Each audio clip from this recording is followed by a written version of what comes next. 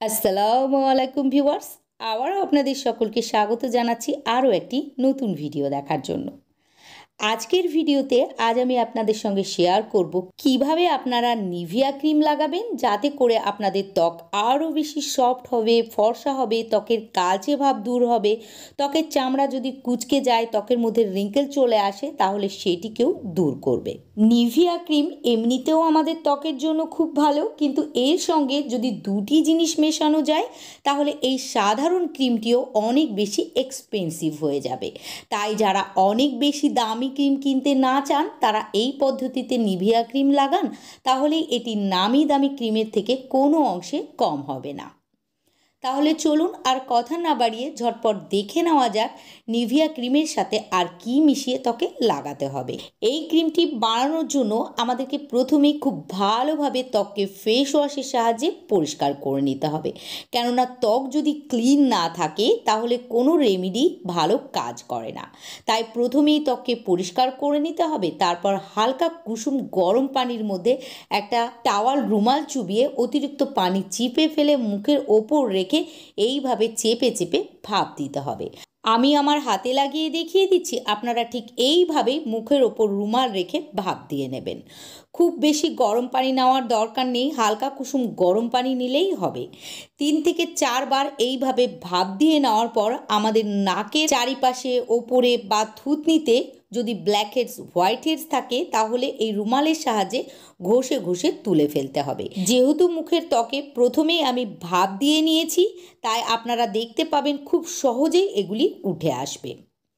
এবার কি করতে হবে, এবার আমাদেরকে মুখের ত্বকে যে কোনো একটা স্কিন টোনার লাগিয়ে নিতে হবে।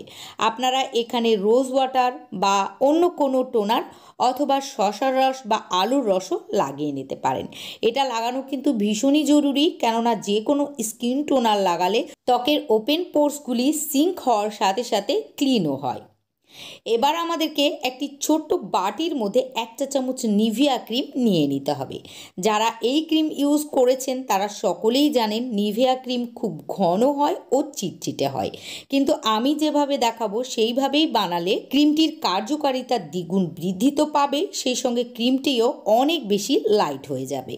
এখানে 1 চা চামচ নিভিয়া ক্রিম নেওয়ার পর আমাদেরকে এর মধ্যে 1 চা চামচ অ্যালোভেরা জেল দিয়ে দিতে হবে। আমরা সকলেই জানি চুল ও ত্বকের যত্নে অ্যালোভেরা জেলের জুড়ি মেলা ভার। এটি আমাদের ত্বকের পিএইচ ব্যালেন্সকে মেনটেন করে, ত্বককে ফর্সা উজ্জ্বল বানায়, ত্বকের কালচে দাগকে তুলে ফেলে, ত্বকের মধ্যে বিভিন্ন ধরনের র্যাশ, চুলকানি, ব্রণ, ফোড়া, ফুসকুড়ি কম করে।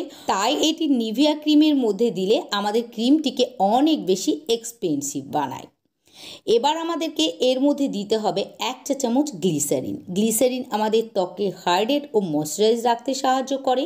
এটি ব্যবহারে শীতকালেও আমাদের ত্বককে সফট বানিয়ে রাখে, নরম রাখতে সাহায্য করে ও আমাদের ত্বককে সহজে রুক্ষ, শুষ্ক, ড্রাই ও বেজান হতে দেয় না।